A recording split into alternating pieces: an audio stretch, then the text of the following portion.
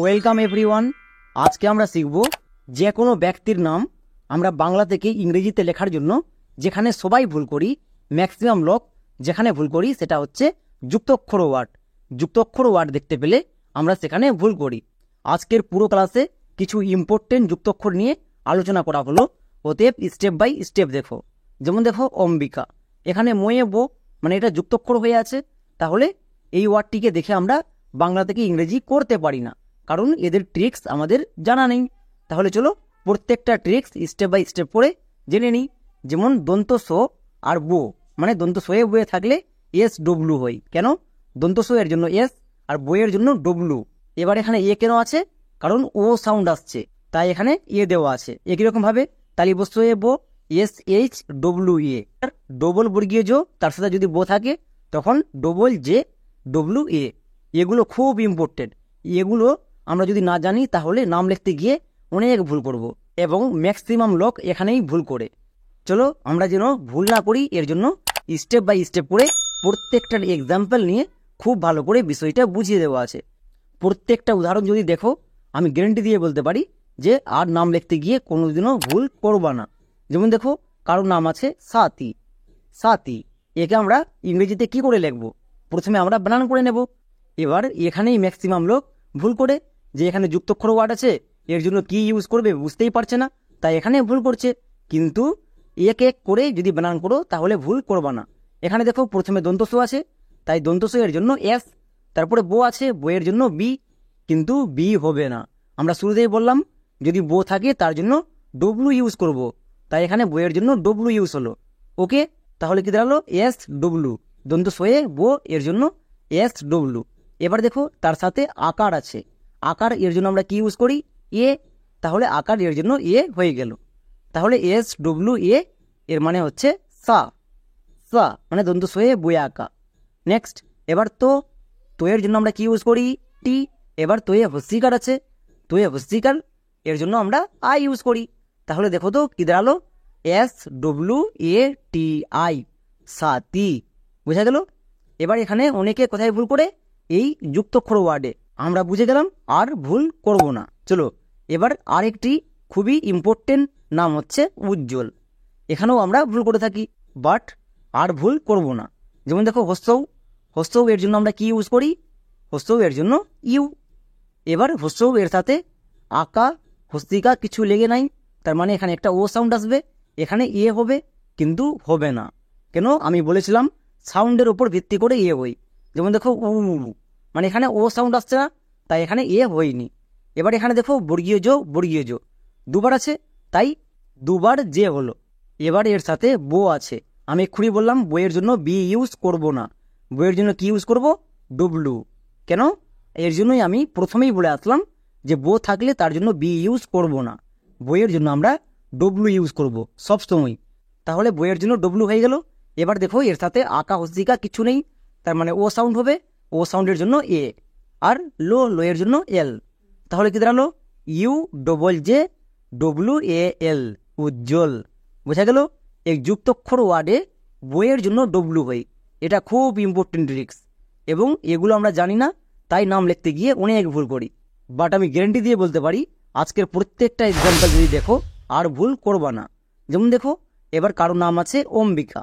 একে আমরা ইংরেজিতে কি করে লিখবো? চলো প্রথমে আমরা একে লিখে দেখাই। এবং এখানে ম্যাক্সিমাম লোক প্রায় 100% লোক ভুল করে। কোথায় ভুল করে? চলো আমরা প্রথমে লিখি। ও এর জন্য কি হয়? এ। ও এর জন্য এ। তারপরে দেখো ও এর সাথে আকা হস্তিকা কিছু নেই, মানে এখানে একটা ও সাউন্ড হবে, কিন্তু না। কেন হবে না? কারণ দেখো ওকে আমরা ও উচ্চারণ করি, তাই ও এর জন্য এ হয়ে গেছে, আর দেওয়ার দরকার নেই। তারপরে মো এর জন্য এম, আর বো আছে, বইয়ের জন্য কি হবে? বইয়ের জন্য ডব্লু, কিন্তু না, এখানে আমরা বইয়ের জন্য বি ইউজ করব। মনে রাখবা যদি মোয়ে বো থাকে তখন বইয়ের জন্য বি ইউজ হয়, এখানে ডব্লু ইউজ করবই না। এবার হস্তিকার এর জন্য আই। তাহলে ও মোয়ে বইয়ে হস্তি কমপ্লিট। এবার কোয়ের জন্য কি ইউজ করি? কে। তারপরে কোয়ে আকার আছে, আকার এর জন্য আমরা কি ইউজ করি? এ। তাহলে কি হলো? A M B I K এ, অম্বিকা। এখানে অনেকে ভুল করে। কোথায় ভুল করে? এই বইয়ের জায়গায় বইয়ের জন্য ডব্লু করে দেই, কিন্তু এখানে ডব্লু হবে না। এখানে খুব ভালো করে মনে রাখতে হবে এখানে বইয়ের জন্য বি হবে। বারবার করে বলছি, এখানে আমরা বইয়ের জন্য বি ইউজ করব, ডব্লু ইউজ করতে পারবো না। ওকে, এই জায়গাটা খুব ইম্পর্টেন্ট, একে মনে রাখতে হবে যে ময়ে বো থাকলে তখন আমরা বইয়ের জন্য ডব্লু ইউজ করি না। নেক্সট, এবার দেখো, এবার আর একটি নাম অম্বর। একে আমরা কি করব, প্রথমে বানান করে নেব। এবার এখানেও যেহেতু ময়ে বো আছে, তার মানে আমরা বুঝে গেলাম এখানেও ডব্লু হবে না। তাহলে ও এর জন্য কি হয় এ, এবার মোয়ের জন্য এম, মোয়ের জন্য এম, আর মোয়ে বো আছে, বইয়ের জন্য কি হবে বি, বইয়ের জন্য বি হবে। এখানে ডব্লু হবে না, কারণ মোয়ে বো থাকলে তার জন্য ডব্লু ইউজ করি না। ওকে, তাহলে মোয়ের জন্য এম, বইয়ের জন্য বি, এবং এর সাথে যেহেতু আঁকা হস্তিকা কিছু নেই, তাই এখানে একটা ও সাউন্ড আসছে, তাই এ, আর রোয়ের জন্য আর। তাহলে কি হলো এ এম বি এ আর, অম্বর। বোঝা গেল?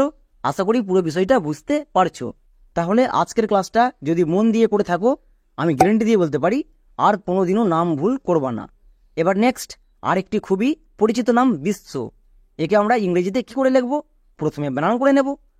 বইয়ের জন্য কি হয় বি, তারপরে বইয়ে হস্তিকার আছে, হস্তিকার এর জন্য আমরা আই ইউজ করি, হস্তিকার এর জন্য আমরা আই ইউজ করি, তাহলে বি আই মানে বি। এবার দেখো তালিবস্ত আছে, তালিবস্ত এর জন্য কি হয় এস এইচ, আর তালিবস্ত এ বো আছে, বইয়ের জন্য কি হবে ডব্লু, কারণ শুধু বইয়ে হবে না, বাকি সবগুলো জায়গায় বইয়ের জন্য ডব্লু হবে, তাই এখানে বইয়ের জন্য ডব্লু দিয়ে দিলাম। এবার এখানে একটা দেখো ও সাউন্ড আসছে, যেমন বিশ্ব, ও সাউন্ড আসছে, এই ও সাউন্ড আসার জন্য কি হবে এ হবে, তাহলে পুরোটা কি দাঁড়াবে B I S H W A, Biswa. Okay, তাহলে তোমাদের ভুলগুলো ঠিক করে নাও। নেক্সট, এবার দেখো, এবার একটি নাম আছে মান্না। চলো একে আমরা বানান করি। মোয়ের জন্য এম, আকার, আকার এর জন্য এ, আকার এর জন্য আমরা এ ইউজ করি। এবার দেখো, এবার এখানে ডবল এন আছে, তাহলে কি করব, এখানে কোনো ডব্লু দেওয়ার দরকার নেই, এখানে যেহেতু দুবার দন্তন আছে, তাহলে দুবার দন্তন এর জন্য দুবার এন দিয়ে দেব, ব্যাস কমপ্লিট, আর কিচ্ছু দেওয়ার দরকার নেই। তারপরে আকার আছে, আকার এর জন্য এ, তাহলে পুরোটা কি দাঁড়ালো M A double N A, মানে মান্না। বোঝা গেল? তাহলে চলো এবার তোমরা কেমন শিখলা এর জন্য কিছু হোমওয়ার্ক দিয়ে দিই। যেমন দেখো, মুন্নি এবং ওঙ্কার, এই দুটো নামকে আমরা ইংরেজিতে কিভাবে করে লিখবো তোমরা সবাই কমেন্ট সেকশানে লিখে দেখাও। তাহলে যে কোনো ব্যক্তির নাম একদম শুদ্ধ করে লেখার জন্য আজকের ক্লাসটি খুবই গুরুত্বপূর্ণ। আজকের ক্লাসটি এবং আগের ক্লাসটি, এই দুটি ক্লাস খুব গুরুত্বপূর্ণ, তাই বারবার বলছি যারা দেখোনি তারা আরেকবার গিয়ে দেখে আসো। আজকের মতো এখানেই, দেখা হচ্ছে নেক্সট ক্লাসে।